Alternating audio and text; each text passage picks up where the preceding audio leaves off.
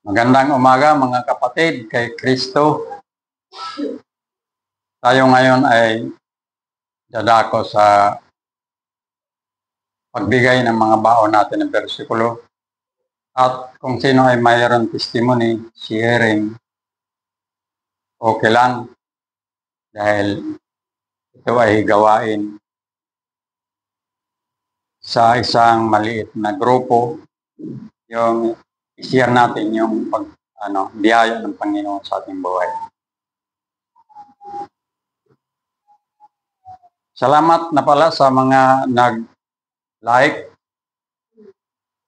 Ang ibig sabihin sa like sa term ng mga YouTuber, thumbs up. At ang dikit ay subscribe. Salamat pala sa mga nag-subscribe na umabot na mahigit 40 ang nag-subscribe. Nag-like. Hindi ko alam, hindi ko nakita kung meron subscribe. Pero maraming salamat sa inyo. Kahit hindi kayo na-imbitahan na dumalo sa aming anniversary doon sa Dasma. Salamat ako sa Panginoon dahil may pagkakataon na makita din nyo ang aking channel, Gorang na Vlogger. Makita nyo doon yung video namin. Makita nyo na hindi namin pinapakita yung kainan namin kasi nakakaya naman ipakita namin yung sinabawan na isda, konting ulam na manok. Kaya dito, hindi namin naimbitahan kayo sa titipon doon kasi talaga yung parang pamilya lang yon. Kasi anniversary, sharing kung paano naging matatag ang aming pagsama. Yun ang unang tanong. Ay pang-apat na tanong, yun lang ang sasabihin ko ngayon sa inyo. Yung paano maging matatag ang aming pagsama. Misis ko, si Living, na 59 years na. Ang sabi ko doon na maging matatag ang aming pagsama dahil may pundasyon. Ang sabi dito sa 1 Corinthians 3:11, sapagkat wala ng ibang pundasyon maaring ilagay maliban sa inilagay na.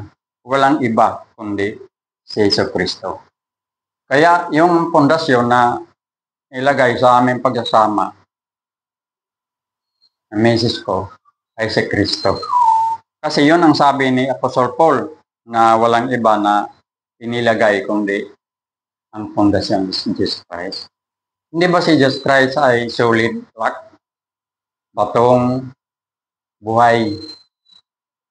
Pag yun, ang ating pananampalataya, nakakapit doon sa solid rock, matibay.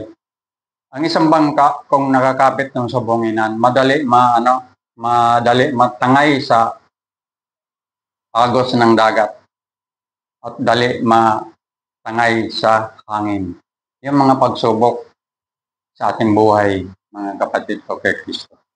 Yan ang tumatangay sa isang Yan ang legacy na iniwan ng tatay ko sa amin bilang mga anak. Nang sabi niya, walang iba na iiwan ko sa inyo na pamana kundi ang aking pananampalataya kay Jesus Christ. Kabulbul na yung dila ko. Kaya salamat sa Panginoon na kahit man walang kayamanan ang binigay ng tatay ko sa amin, iniwan sa amin. Siguro may kaunti din, pero hindi kagaya sa iba na maraming kayamanan iniwan. Pero ang matinding kayamanan na iniwan sa amin ng tatay namin, yung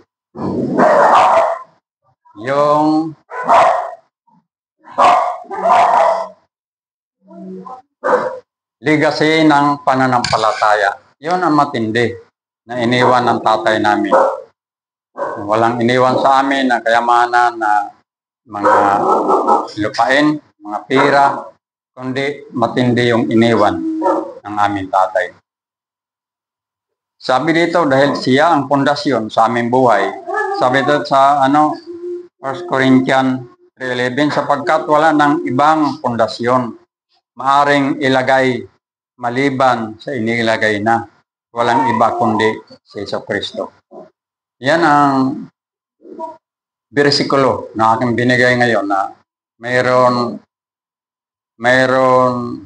kahawid sa share ko noong Huwebes sa aming anniversary.